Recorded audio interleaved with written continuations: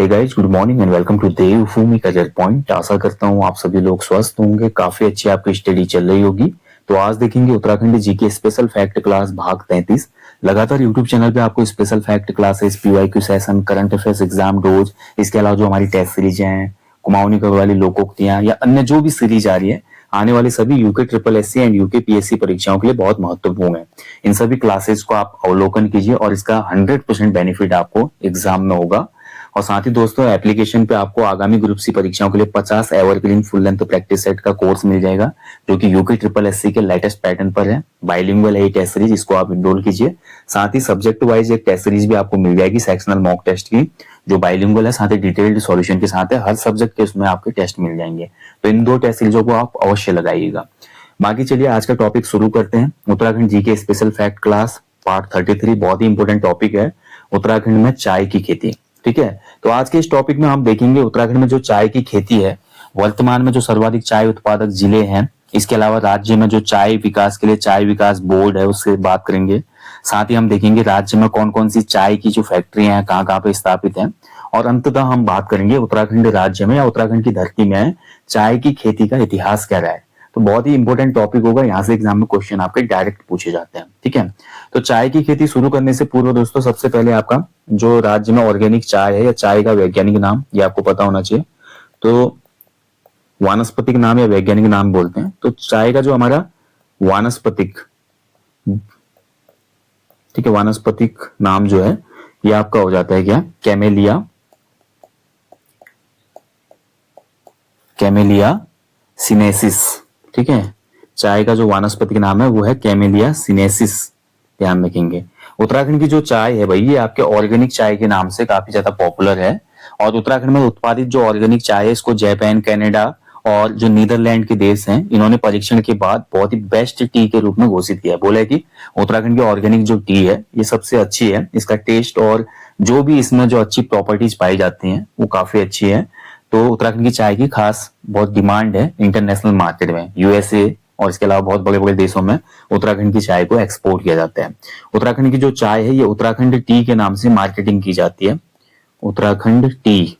ठीक है, उत्तराखंड टी इसको कहा जाता है। इसके अलावा इसको देवभूमि हर्बल टी के नाम से भी बेचा जाता है, देवभूमि हर्बल टी। ठीक है, इन नामों से मार्केट में उत्तराखंड की चाय को बेचा जाता है। ठीक है, अब बात करते देखिए उत्तराखंड राज्य में जो चाय की खेती है, चाय की खेती के लिए चाय फैक्ट्रियों की स्थापना की गई। इसके अलावा चाय की खेती को और ज्यादा प्रोत्साहित करने के लिए चाय की खेती के लिए आपका चाय विकास बोर्ड का भी गठन किया गया है, उसके बारे में चर्चा करेंगे। तो राज्य में अगर बात करें अभी 2024 तक का जो डेटा है, 2024 तक, ठीक है, 2024 तक राज्य में चाय उत्पादक जो टॉप 3 डिस्ट्रिक्ट हैं, तो सबसे पहला नाम आता है अल्मोड़ा, सर्वाधिक चाय उत्पादक जनपद अल्मोड़ा है। दूसरे नंबर पे आता है हमारा पौड़ी गढ़वाल, ठीक है, और तीसरे नंबर पे आता है हमारा नैनीताल। तो 2024 का जो डेटा था उसके हिसाब से ये टॉप 3 डिस्ट्रिक्ट हैं उत्तराखंड राज्य में सर्वाधिक चाय उत्पादन के मामले में। ठीक है, ये आपको याद रखना है, 3 डिस्ट्रिक्ट टॉप में है। अब बात करते हैं उत्तराखंड राज्य में जो चाय विकास बोर्ड है, चाय विकास बोर्ड को कहा जाता है आपका उत्तराखंड टी डेवलपमेंट बोर्ड, यूटीडीबी इसका नाम है। और इसकी स्थापना हुई थी फरवरी 2004 में, फरवरी 2004 में इसकी स्थापना हुई थी। चाय विकास बोर्ड का जो आपका हेडक्वार्टर है, मुख्यालय है, ये आपका चौहानपाटा अल्मोड़ा में है। ठीक है, चौहानपाटा अल्मोड़ा में स्थित है, ये अल्मोड़ा में, ये आपको याद रखना है। इसके अतिरिक्त तो बात करें, देखिए वर्तमान समय में देखिए राज्य में बहुत से प्लेसेस हैं जिनको टी स्टेट घोषित किया गया है। ठीक है, टी स्टेट। अब राज्य में कौन कौन से टी स्टेट है प्रमुख, तो इन टी स्टेटों में नाम आता है कौसानी, कौसानी टी स्टेट। इसके अतिरिक्त बात करें भीमताल, भीमताल नैनीताल, कौसानी आपका बागेश्वर में हो गया। इसके बाद बात करें भवाली, ये भी नैनीताल जनपद में पड़ता है, कोटद्वार, पौड़ी गढ़वाल, चौकोड़ी जो कि पिथौरागढ़ जनपद का है। ठीक है, चौकोड़ी में भी चाय की खेती होती है, कोटाबाग नैनीताल का। ठीक है, यहाँ पर देखिए, तो ये सभी जो क्षेत्र हैं कौसानी, भीमताल, भवाली, कोटद्वार, चौकोड़ी, कोटाबाग, इनको टी स्टेट के रूप में घोषित किया गया है। और राज्य में देखिए वर्तमान समय में 5 चाय की फैक्ट्रियां हैं प्रमुख। ठीक है, 5 चाय की फैक्ट्रियां, चाय का जहां पर उत्पादन होता है, मतलब चाय की पत्तियों को तोड़ा जाता है, उसके बाद इसका विपणन वगैरह किया जाता है, मार्केटिंग की जाती है, ठीक है, पैकेजिंग वगैरह होती है। तो 5 चाय की जो फैक्ट्रियां हैं कौन कौन सी हैं, तो एक तो है आपकी चंपावत में, ठीक है, चंपावत में। दूसरा है आपका देखिए नौटी, जो कि आपका चमोली में है, ठीक है। तीसरा आपका है हरिनगर, हरिनगर पड़ता है आपका बागेश्वर के गरुड़ में, ठीक है। और चौथा आपका है भवाली, ठीक है, नैनीताल का भवाली, ये आपको ध्यान रखना है। और 5वां जो है आपका कौसानी टी फैक्ट्री, ठीक है, कौसानी। तो ये 5 राज्य में वर्तमान समय में आपका चाय की फैक्ट्री हैं और सरकारी चाय की फैक्ट्री के रूप में ये सूचीबद्ध है। इसके अलावा 4 सरकारी फैक्ट्रियों का कार्य चल रहा है, धौला देवी अल्मोड़ा, ठीक है, धौला देवी। इसके अलावा DD8 पिथौरागढ़ जनपद, ठीक है, और गैरसैंण, गैरसैंण, और एक आपका चंपावत। हालांकि चंपावत टी स्टेट में शामिल है, लेकिन चाय फैक्ट्री के रूप में अभी लगभग स्थापित हो चुका है। अगर आप चंपावत के टी गार्डन में जाते हैं तो वहां पर आप चाय खरीद सकते हैं, उनके पास चाय की पैकेजिंग रहती है और चाय के अलग अलग तरीके के वहां पर आप देखेंगे, बहुत ही आकर्षक उन्होंने पैकेजिंग की है, तो आप वहां से डायरेक्ट ले सकते हैं। तो ये कुछ प्रमुख क्षेत्र हैं। यहाँ से क्वेश्चन ऐसे पूछा जा सकता है कि इनमें से कौन सा क्षेत्र चाय की खेती के लिए प्रसिद्ध नहीं है। तो आपको ये पता होना चाहिए कि उत्तराखंड में कौन कौन से प्लेसेस है जहां पर चाय की खेती होती है। तो कौसानी है, भीमताल है, भवाली है, कोटद्वार है, चौकोड़ी है, कोटाबाग है, धौला देवी है, DD8, गैरसैंण, चंपावत हो गया, इसके अलावा नौटी हो गया चमोली का, हरिनगर, गरुड़, भवाली, ठीक है। ये सब क्षेत्र आपको अच्छे से याद रखने हैं। इन जगहों पर चाय की बहुत अच्छे से खेती की जाती है। ऐसे चाय की छोटी मोटी खेती आपकी एक पिथौरागढ़ जनपद का बेरीनाग जो क्षेत्र है, बेरीनाग में भी चाय बागान आपको, चौकोड़ी के बाद बेरीनाग जो क्षेत्र है वहां पर भी कुछ चाय बागान देखने को मिलेंगे। और इसके अलावा अभी देखिए छोटे पैमाने में उत्तराखंड के बहुत से जगहों पर ट्रायल किया जा रहा है चाय की खेती का, और हो सकता है कि भविष्य में उन क्षेत्रों को भी टी स्टेट या सरकारी चाय फैक्ट्री के रूप में विकसित किया जाए, ठीक है। तो ये चाय के उसमें काफी काम चल रहा है सरकार का, क्योंकि देखिए क्षेत्रीय जो हमारा एक हिसाब से कहते हैं क्षेत्रीय लोगों की आमदनी बढ़ाने के लिए चाय की खेती में क्या है, ज्यादा आपका जो तोड़ते समय जो है ज्यादा थोड़ा मेहनत होती है। उसके अतिरिक्त चाय की खेती में जो आपका क्षेत्र होता है, चाय की खेती में ढलान वाला क्षेत्र प्रयुक्त होता है, क्योंकि जो चाय के पेड़ होते हैं ना, चाय के पेड़ों में बारिश का पानी नहीं रुकना चाहिए। अगर चाय के पेड़ों में बारिश का पानी रुकता है तो उससे जड़ें जो हो जाती है सड़ने लगती हैं। तो इसलिए हमेशा देखिए चाय की खेती ढलान वाले क्षेत्र में ही होती है, ठीक है, समतल क्षेत्र में बहुत कम देखने को आपको मिलेगी। चाय के लिए आपको पता है 200 से 250 सेंटीमीटर वार्षिक वर्षा की आवश्यकता होती है औसत, और 20 से 25 डिग्री टेम्परेचर की आवश्यकता होती है इसकी उन्नत खेती के लिए, ठीक है। इतने तापमान वाले प्लेसेस चाहिए, यानी कि जो हिल स्टेशन है मेन वहीं पर आप देखेंगे कि चाय की खेती आपकी की जाती है, ठीक है। तो ये तो वर्तमान परिदृश्य है चाय का। इसके अतिरिक्त बात करें दोस्तों चाय की इतिहास की राज्य में, तो उत्तराखंड राज्य में चाय का जो इतिहास शुरू हुआ था वो सबसे पहले 1824 में हुआ था, 1824 में। 1824 में आपका विशप हैबर एक पादरी था। इस विशप हैबर ने इस क्षेत्र का जब भ्रमण किया तो उसको लगा यार यहाँ का जो क्लाइमेट है और यहाँ का जो भौगोलिक संरचना है वो चाय की खेती के लिए बहुत ज्यादा उपयुक्त है, कंडीशनल है। तो कहने का मतलब क्या कहा कि इसने बोला कि यहाँ पे चाय की खेती शुरू करनी चाहिए। तो 1824 में विशप हैबर ने उसमें कुमाऊं कमिश्नर या अन्य जो भी अधिकारी गए थे उनको ये सुझाव दिया कि चाय की खेती शुरू करनी चाहिए। इसको देखते हुए दोस्तों उत्तराखंड में एक चाय समिति गठित की गई थी, सबसे पहले चाय समिति, ठीक है। तो एक चाय समिति का गठन हुआ था और ये आपका 1834 में हुआ था। 1834 में एक चाय समिति जो कि आपके कौलहन एक व्यक्ति था, ठीक है, कौलहन के नेतृत्व में, ठीक है। तो कौलहन के नेतृत्व में 1834 में एक चाय समिति स्थापित होती है। चाय समिति की स्थापना 1834 में, और 1834 में ही आपका मसूरी जाते समय आपने देखा होगा झड़ी पानी, देहरादून में पड़ता है ना झड़ी पानी।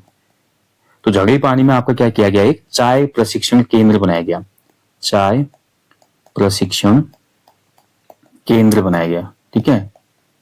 और उसके बाद आपको पता है अगला जब वर्ष आया 1835 का, तो 1835 के वर्ष में आपका अंग्रेजों ने बहुत से जगह पे चाय बागान शुरू किए थे। अल्मोड़ा में किया था, जैसे लक्ष्मीश्वर में चाय बागान की शुरुआत हुई। टिहरी में भी 1835 में ही चाय की खेती शुरू हुई, ठीक है। टिहरी हो गया, अल्मोड़ा जनपद हो गया, तो यहाँ पर चाय की खेती शुरू की गई। और उसके बाद देखिए जब गढ़वाल क्षेत्र की हम बात करते हैं तो गढ़वाल में 1843 का जब वर्ष आता है 1843, तो 1843 में पौड़ी का जो गडोलिया क्षेत्र है, पौड़ी गढ़वाल का, पौड़ी के गडोलिया, ठीक है। पौड़ी के गडोलिया में एक व्यक्ति था जिसका नाम था कैप्टन हडलस्टन, कैप्टन हडलस्टन, ठीक है। तो कैप्टन हडलस्टन ने पौड़ी गडोलिया में चाय की खेती को शुरू किया था, कब? 1843 में। अब उत्तराखंड में जब चाय की खेती ठीक ठाक हो रही थी, अब इस चाय की खेती को, क्योंकि देखिए ब्रिटिशर्स तो व्यापारी थे भाई, उनको जहां से प्रॉफिट दिखता था उस चीज के लिए वो काफी ज्यादा R&D करते थे, यानी कि रिसर्च एंड डेवलपमेंट करते थे, ताकि उस उद्योग को या उस खेती को और बढ़ाया जाए, जिससे और ज्यादा प्रॉफिट कमाया जाए।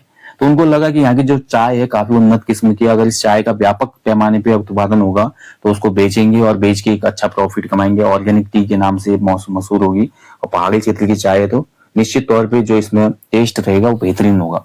तो इसको देखते हुए आपका 1850 में एक चाइनीज स्पेशलिस्ट को बुलाया गया चाय के, जिसका नाम था आपका असाई अवांग, ठीक है, ध्यान रखेंगे, असाई वांग, असाई वांग। तो ये आपका 1850 में जो हमारी ईस्ट इंडिया कंपनी थी, ईस्ट इंडिया कंपनी ने आपका असाई वांग को बुलाया, जो कि एक चीनी चाय विशेषज्ञ था, चीनी चाय विशेषज्ञ, यानी कि चाइना का था ये और स्पेशलिस्ट था चाय की खेती में, ठीक है। तो चीनी चाय विशेषज्ञ असाई वांग को 1850 में बुलाया गया था, ध्यान रखेंगे। ये पूरा उत्तराखंड राज्य में चाय की खेती का कुछ इतिहास है। इसके बाद देखिए बहुत सी जगह पे आपने देखा होगा अंग्रेजों ने अपने टी स्टेट वगैरह डेवलप किए, कुछ अंग्रेज बाद में बेच के भी चले गए। भवाली क्षेत्र में बहुत से बागान थे, जिनमें से बहुत से बागानों के अंदर टी स्टेट शामिल थे। बेरीनाग का टी स्टेट का अपना इतिहास रहा है, ठीक है, कारबेट वगैरह ने उसको खरीदा था। उसके बाद देखिए चौकोड़ी में भी बहुत पूर्व से खेती हो रही थी, और कौशानी क्षेत्र भी चाय की खेती के लिए बहुत पॉपुलर था, ठीक है। तो ये पूरा इतिहास रहा। और जैसे हमारा राज्य बना, तो राज्य स्थापना के बाद कौसानी में चाय फैक्ट्री की स्थापना होने के साथ साथ ही जब चाय विकास बोर्ड का गठन हुआ, तो तब से काम थोड़ा तेजी से किया जा रहा है, और चाय की जो हमारी सबसे मेन पैकेजिंग है, पैकेजिंग को और ज्यादा सही किया जा रहा है। और इसके अलावा जो चाय हमारा चाय एक्सपोर्ट करने के लिए जो हमारा एक उत्तराखंड सरकार का इनिशिएटिव है, हाउस ऑफ हिमालय नाम से पॉपुलर है। तो हाउस ऑफ हिमालय उत्तराखंड सरकार की पहल है, जिसमें आपका ग्रामीण जो भी हमारे महिलाएं हैं या जो भी इस प्रकार के उत्पादों में संलग्न लोग हैं, तो उनके उत्पादों को एक साझा मंच प्रदान किया जाता है इसके द्वारा, और ताकि उनकी ग्लोबल मार्केटिंग हो और इंटरनेशनल मार्केट में भी उनकी डिमांड बढ़े। इसके अतिरिक्त राज्य सरकार का आपका देखते हैं ODOP प्रोग्राम है, ठीक है, और भी बहुत से ऐसे प्रोग्राम है जिसके द्वारा चाय की खेती या अन्य जो भी स्थानीय ऑर्गेनिक खेती है उसको यहाँ पर प्रमोट किया जा रहा है। हाउस ऑफ हिमालय के अंतर्गत आप देखते हैं कि जो हमारे उत्तराखंड क्षेत्र में ग्रामीण क्षेत्रों के उत्पाद है, जैसे कि मंडुआ है, झंगोरा है, लोकल जो हमारी पल्सेज हैं, दालें हैं, और शिल्प कला जो है उसको भी वोकल फॉर लोकल के तहत काफी प्रमोट किया जा रहा है, ठीक है। तो ये सब भाई राज्य सरकार जो है उत्तराखंड के जो स्थानीय लोग हैं या जो भी स्थानीय कृषक हैं उनकी आजीविका को बढ़ाने के लिए काफी प्रयासरत है अभी वर्तमान समय में, ठीक है। तो राज्य में ये था भाई आपका चाय की खेती का इतिहास। और ऐसे दोस्तों आपका देखिए राज्य में अगर फल उत्पादन की भी थोड़ा बात कर लेते हैं, इसमें फल उत्पादन में आप देखेंगे जो सेब उत्पादन है, राज्य में सेब का काफी उत्पादन किया जाता है, सेब उत्पादन। और सेब उत्पादन में जो है उत्तरकाशी आपका प्रमुख क्षेत्र है, प्रमुख जनपद है, प्रथम नंबर पे ये है 2024 के हिसाब से उत्तरकाशी। राज्य के कुल सेब उत्पादन का टोटल 50% अकेले उत्तरकाशी उत्पादित करता है। और सेब उत्पादन जो क्षेत्र है राज्य के, मुख्यतः उत्तरकाशी का जो हरसिल क्षेत्र है, ठीक है, हरसिल। उसके अलावा बात करें नैनीताल का जो हमारा रामगढ़ क्षेत्र है, अल्मोड़ा का चौबटिया हो गया, और चमोली का ग्वालदम क्षेत्र हो गया। तो ये कुछ प्रमुख सेब उत्पादन क्षेत्र है राज्य के, ठीक है। उत्तराखंड में जो उत्पादित सेब है इसको भारत के अन्य भागों में न्यूजीलैंड ब्रांड के नाम से बेचा जाता है, न्यूजीलैंड ब्रांड के नाम से उत्तराखंड के सेब को बेचा जाता है भारत के अन्य भागों में, ठीक है। और उत्तराखंड में जो हमारा उत्तरकाशी में सेब है ना, इसको उत्तराखंड एप्पल के नाम से जाना जाता है, उत्तरकाशी वाले सेब को उत्तराखंड एप्पल कहा जाता है इसको, ठीक है। अब सेब की उत्पादन का भी जो इतिहास है इसका साथ नाम जुड़ा हुआ है किसका, फ्रेडरिक विल्सन का, फ्रेडरिक विल्सन, जिसको पहाड़ी विल्सन भी कहा जाता था। तो फ्रेडरिक विल्सन ने ही हरसिल में सेब और आलू की खेती शुरू की थी, ठीक है। कभी क्वेश्चन बनेगा हरसिल क्षेत्र में सेब और आलू की खेती सबसे पहले किसने शुरू की थी, तो ये था आपका पहाड़ी विल्सन। इसको राजा विल्सन भी कहते थे, बहुत ज्यादा अमीर था, वहीं की पहाड़ी महिलाओं से इसने शादी भी की थी। और बागवानी के साथ साथ ये टिम्बर का भी व्यापार करता था, टिम्बर मतलब लकड़ी का व्यापार भी करता था ये, ठीक है। सुदर्शन शास्त्र इसने लीज में लिया था, उसमें बहुत सा एरिया उत्तरकाशी का हरसिल के आसपास का एरिया, ठीक है। तो ये आपका सेब उत्पादन है। इसके अतिरिक्त देखिए उत्तराखंड में लीची उत्पादन जो है आपका, देहरादून की लीची जो है काफी पॉपुलर है, और देहरादून की लीची जो है इतनी पॉपुलर है कि देहरादून को लीची निर्यात जोन घोषित किया गया उत्तराखंड में, और इसीलिए देहरादून को लीची नगर भी कहा जाता है। ठीक है, ये आपको याद रखना है। बाकी उत्तराखंड की जो भी जैविक खेती है, इन जैविक खेती के लिए उत्तराखंड जैविक, ये काफी बार एग्जाम में पूछा गया, तभी आपको मैं नोट करवा रहा हूँ। उत्तराखंड जैविक उत्पाद परिषद, उत्तराखंड जैविक उत्पाद परिषद की स्थापना कब हुई थी? तो ये आपका स्थापित हुआ था 2003 में। ठीक है, उत्तराखंड जैविक उत्पाद परिषद 2003 के अंतर्गत इसको स्थापित किया गया था, ये आपको याद रखना है। और इसके अतिरिक्त देखिए राज्य में मैंने आपको बताया आलू की खेती सबसे पहले 1823 में हुई थी। आलू की खेती राज्य में सबसे पहले शुरुआत, ठीक है, आलू की खेती 1823 में।